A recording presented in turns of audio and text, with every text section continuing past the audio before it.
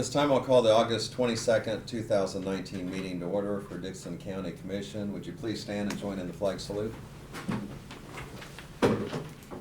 I pledge allegiance to the flag of the United States of America and to the republic for which it stands, one nation, under God, indivisible, with liberty and justice for all. On the agenda, we have one addition today, and that is going to be for the Sheriff's Department regarding a truck with Home Chevrolet, a purchase on that. And so with that addition, I would move that we approve the amended agenda. I'll second it. We have the motion and the second to approve the amended agenda. Any other discussion on it or question? All in favor say aye. Aye. Opposed, motion carries. The consent agenda includes the minutes of the August 15th meeting, the payroll of $394,380.21, abatement $90.46, wire payment utilities $7,056.33. I move to approve the consent agenda. Second. We have the motion and second for approval of the consent agenda. Any other discussion? All in favor say aye. Aye. Aye. Opposed, motion carries. Craig, we'll start with you with commission comment. Yeah, this afternoon, I think Brad is going with me. We're going to go up to Minneapolis. The North Central Regional Planning Commission yearly has a meet and greet with the legislators in the 12 counties. I'm not sure who all's going to be there. They'll usually Senator Moran and Marshall will have somebody there, usually representing them. So that's good input. I know we're going to have the home rule. I think that's one of the top, what the counties can have the same authority that the cities have for home rule for blighted issues. And then I will be attending the, I don't know, what are we going to call it? The Annual meeting? Annual meeting, yeah. And it's going to be out at the Alco West. That's all I have. Okay, thank you. Ron? I spent some time yesterday with the North Central Kansas Detention Center. Things are going really well. We're doing good. It's obviously being occupied. There's going to be some remodeling going on coming up here in the next few months. Everything is getting under control and it's running well, so we're very, very thankful for that. Okay, and I attended a Military Affairs Council breakfast this past week. The Undersecretary of the Army, former Undersecretary of the Army, Pat Murphy, was the speaker. Also, Mary Eisenhower attended, and Elizabeth Weiss. She actually won a door prize for a barn quilt that had the big red one emblem on it. Over there, it's a community partnership, but a lot of people also ask the soldiers that are just constantly coming in, and we were at a table where they'd just been here for about 3 weeks, and they were asking about the Eisenhower Library and some of the things to do, and they'd already heard about Brookville Hotel. And so anyway, it's, they're looking for ways to reach out in surrounding communities, and we like to have Dickson County part of that, along with the fact that some of those individuals, while they're in active duty but sometimes in retirement, choose to live in Dickson County. So it's a good partnership and outreach. And I also plan to attend the annual meeting for Dickson County Economic Development. They did advertise it as, and it's going to be meeting at their west part of their campus or whatever, but it's also known as the former Alco warehouse. And so Great Plains Manufacturing has been a great company for our area, and not only national but international, and so we're glad to partner with them and find out more about what they're doing, as well as our economic development report. I think that's all I have. I don't believe there's any petitions or proclamations. Are there any public comments on any item that would not be on the agenda? Otherwise, we'll go ahead and move to our report of county officers. I know Doug won't be here today, so Brad, you'll take care of all of that. Okay, Monday I attended the KDOT council meeting in Salina. It was the first of 6 meetings that they have to look at or get input from the locals as to the future of transportation in Kansas. It was fairly well attended, probably more consultants there from engineering firms than anything. A little interesting on some of the stuff that we talked about, looking at to the future of 2045 and what transportation would look like then. So we've got some pretty good information. You know, probably the biggest takeaway was that the governor plans to, in the next 12 to 24 months, quit robbing money from KDOT for other projects.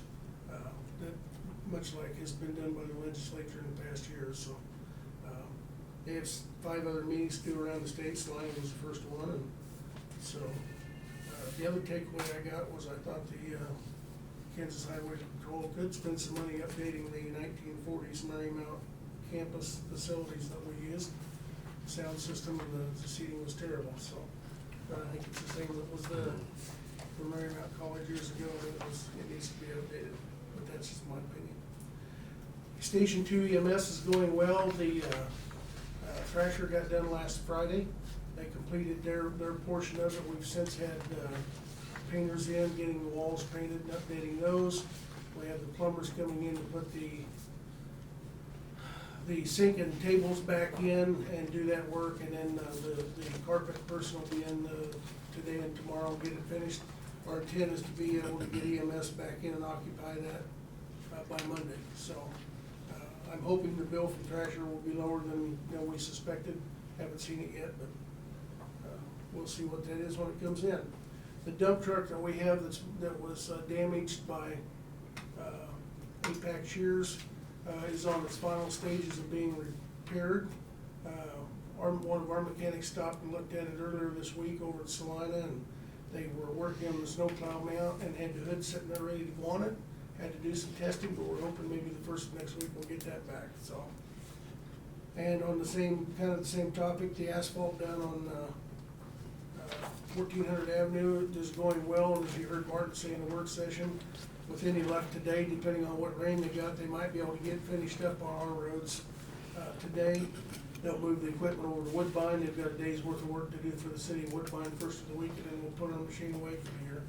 And it can't come too soon. Those guys have been, we all think we've got tough jobs and we have bad days, but let me tell you, standing on a machine for 8 hours in 110 degree or 115 degree heat index with 350 degree asphalt under your feet, that's a crappy day. And our guys have been doing it for about 3 weeks. So kudos to them is an understatement, but they've been doing a good job and they have a ready to be done with it. So the jail project's progressing slowly. If you look out here to the north, there's some markers that show where the northwest corner of the Sally Port will be. They've got the building staked off out here, so with utilities.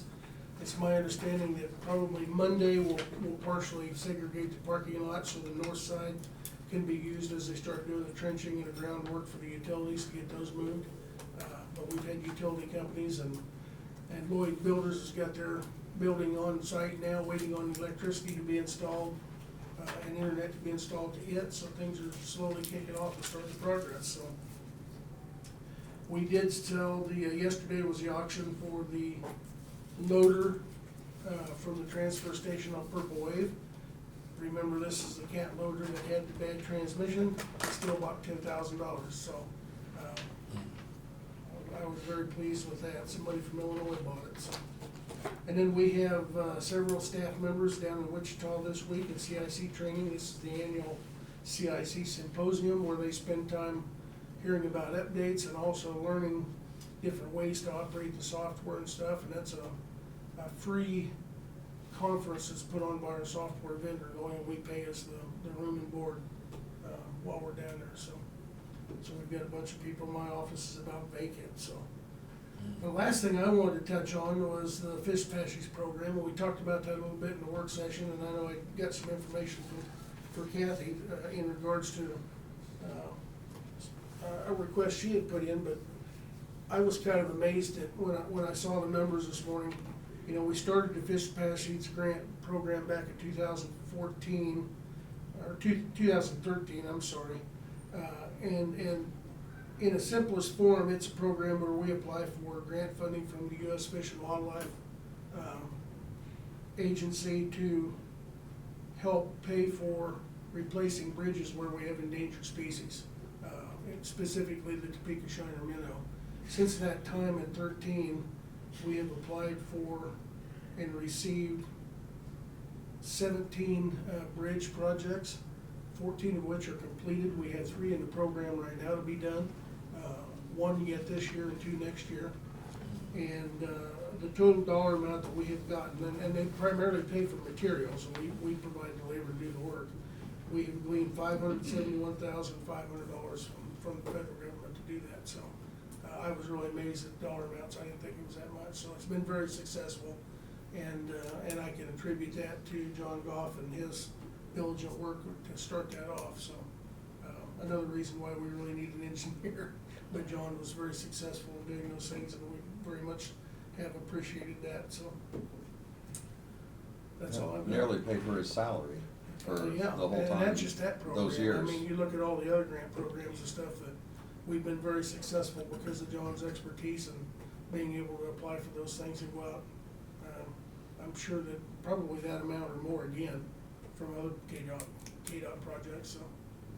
Well, I'd like to, also the road and bridge crew, I remember it was about 3 or 4 years ago, we had 3 and they had some extra money and they came in and we were able to do 4 that 1 year, weren't we, Brad? Yeah. So I mean, John got the money, but we have to have the crew to be able to do it too. Absolutely, yeah. So, And the guys have but got like I that down said, to it's pretty, just- pretty good knack, Yeah, so. and like I said, that 1 year, I don't know what it was, but it's been 4 or 5 years ago that, they had some extra money and they came along and says, hey, we got some money, you got another project, and John luckily had it all in the basket, so to speak, or in the bucket, and was able to get another one done. Get it turned around, Yeah, you bet. yeah. Yeah, we gladly will use up whatever money they have Yeah. left over, so. And I think that goes to the relationship we've had with the agent out of South Dakota that covers our Yeah. area, who recently retired. But he did leave a legacy in and it paved the road work to the new agent in Denver that works with us very well too. And they know that if we give them the information, we're gonna get it done, it meets their standards, and we've got a really good relationship going with them, and it's paying off, so. Okay, with notices and communications, I did want to mention too, some of our discussion in our work study session this morning. Martin Tannehill was in here, and there's a program for KDOT on some bridges, and we may have some that qualify, and we're looking at one up at Sage Road, and we'll be reaching out to BG Consultants. They would do the engineering, preparation, applications, and at no charge to the county, but it's just based on the fact if we have to be awarded the project, which we would find at a later date, and it is competitive across the state. So that is one bridge we're looking at as a possibility. We also had Cindy McDonald in here with Core Services. She talked a little bit about some of the challenges they have right now because they have a new software, and that software, it's not going as smoothly as what they had hoped. It's not just Dickinson County, but all counties that had this software package, and it was one where it was dictated by the state of Kansas that they use that software. I believe it was a Tyler software, and she's working diligently, and the others are, but it's added some difficulty, and they're fielding a few complaints on it. And Judge Powers has kind of stepped in on some of that too, and mentioned, you need to talk to the state because it's the state's program and it's not something they have control over. But anyway, she was here to speak on that. And then also Sheriff Hoffman was here, and we discussed some of the issues on some of the agenda items that we have coming up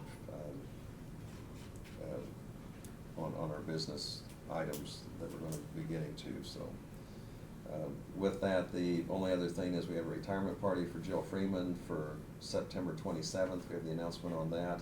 We also in our mail received from Dixon County Historical Society, and it was their monthly letter.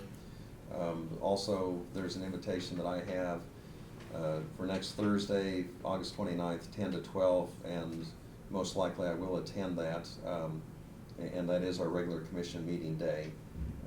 And it's for the Board of Commissioners to discuss some of the legislative issues, and they're bringing in the chairs of county commissions from surrounding areas. And Brad, I'll check with you, because if it is something where we have agenda items or if either of you can't make it to the meeting, you know, I'll forego that, but barring the unforeseen, I'll be attending that. That's all we have on that, so we'll go ahead.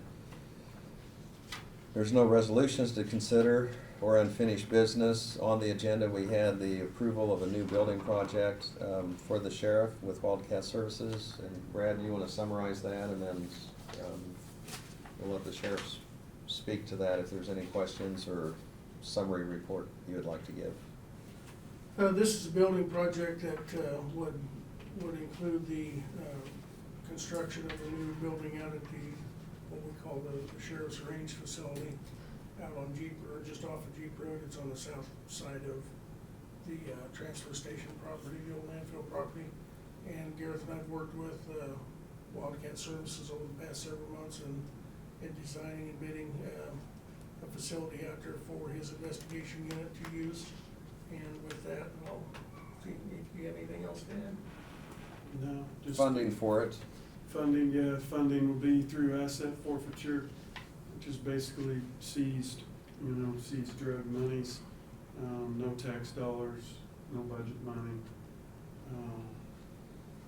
And it's just, again, the purpose that drove that way was to have the benefit of having those 4 individuals off-site, and also space saving in regards to, the new facility, so. And really, it's no frill, but it's very practical, and it looks like you'll serve the purposes, Absolutely. and well-structured, but I Absolutely. appreciate the input you've gotten. You might mention that from some of the other individuals on design, and so it's not something you've come up with in the last month. This is a long Oh, yeah, process. We've talked about this honestly for a couple of years. It's just really kind of the first time that we have had the financial, support basically to actually make it happen. And then, with the new facility coming and with the building they're in now eventually being gone, that sped the process up a little bit. But it certainly gives us a location to house the 4 investigators, as well as a ton of additional storage for vehicles, seized property, stuff like that, because we do have an obligation when you seize property. One of the obligations is to maintain that property, so to speak, in its current position, or in its current condition, until, all those court proceedings and things are done. You don't want it outside. So it's, you don't want it to get vandalized or broken into or something like that, because then we're on the hook for it. And we're obligated when we do have to return property, which doesn't happen a lot, but when we do have to return property, our obligation is to return that property in the same condition in which we took it. So that building will certainly provide space to maintain those vehicles and items in a much safer, secure environment. 60 by 80 foot building, according to the specs. Yes, sir. Let me ask you this, is there, you're talking about security area, not everything has to be inside. Would there be a possibility of putting a fence around the outside to secure stuff that? We've talked about Okay. that. We didn't wanna. Yeah, right, we add it on later. Yeah, we've Yeah. discussed that. Yeah. Matter of fact, we, at some point, would certainly like to go that route, have a place. Right now, we take, if there's something that just doesn't fit or we don't have Right. space, we take it to the county yard. They probably get tired of seeing it there, but that's the only place we've Right. got. But I think you're absolutely right. Well, In the future, a fenced-in. I was just making sure that the building had, would be safe to do that with the facility that's there. Not that it has to be done, but Right. we're not, Yeah. we got room to do it. you know, the door wouldn't be in the wrong place. Right. Okay. Yeah, I think that's definitely a plan. And something else I forgot to mention too, that I think is important is currently, you know, for the last, I mean, this dates clear back to Brad, but last, I guess. That old. Yeah, that long time. I mean, I'd guess at least the last 30 years, you know, we've been paying rent Yeah.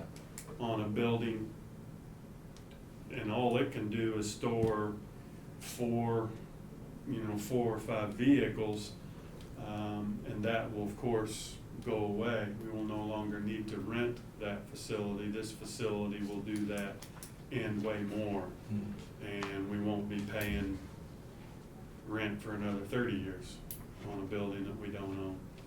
So, Any other questions from the commission? I entertain a motion. I'll make a motion to accept the building. I'll second it, but I do have a question then. This is- Okay, so we have the motion, the second discussion now? Yeah. Option two, which is that gonna be an addition to the 253,000, or is that included in that bid? that, either one of those, so you've got the price. Right. But either one of those options will be added. Okay, that's what I. That was just the two separate. That's what I thought, that's, Yeah, yeah. so that, those two Yeah. figures, That's what I are assumed that, but I get in trouble assuming that, yeah. okay. So the price for right now is $253,648.50 is what's, Plus, Yeah, option option. two. whichever option, Ron may wanna, you know. the- Yes, I'd like to include option number 2. And I'll second that. okay, thank you for the clarification. So we have the motion and the second for approval of the project, and then it was amended to include option 2. Which for Bard's minutes is $38,667.80. I'm sorry, can you repeat that again? 38,667.80. Okay, thanks. Any other discussion? All in favor say aye. Aye. Opposed, motion carries. Next item we have was, we had discussed with the sheriff previously, and he's gone out and gotten information from Holmes Chevrolet on a Chevy truck. And so either you or Brad, why don't you go ahead and cover that if you have that information, what that's gonna involve. yeah, so again, the driving force behind it was coming up a vehicle short through a totaled out Tahoe. Long, I'll condense it, but because of that, we've had to rotate multiple cars through the staff essentially to replace that as far as patrol goes. At the end of the day, that has left us a vehicle short. Recently, the only truck we really had accessible for our purposes was the old '97 Chevy. That went to the landfill. Brad felt like it would fit in out there well. For them to use, we didn't put it in the landfill. Yeah, it's not, no, they didn't bury it. We gave it They're to them using for it, using yeah. it. For yeah. use, and they're a little hard on vehicles, so we didn't want to put anything too nice. And so that is kind of, one, being a vehicle short, instead of going back with a police package vehicle, we researched the option of adding a pickup to the fleet. That's what led us to Holmes Chevrolet, obviously wanting to keep our business local when we're not talking about police package specific vehicles. They have provided me a quote on a 2019 Chevy pickup of $34,786, and that is our plan. Okay. In our discussion earlier too, it was brought up that the vehicle that was totaled was, we received 11,000 from the insurance, which we can apply to this, and then also the vehicle will put on Purple Wave to Yes. offset it Yes, sir. and possibly pay for approximate half of this. Mhm. Exactly. Okay. Is there a motion? I move we accept the bid from Home Chevrolet not to exceed 35,000. I second it.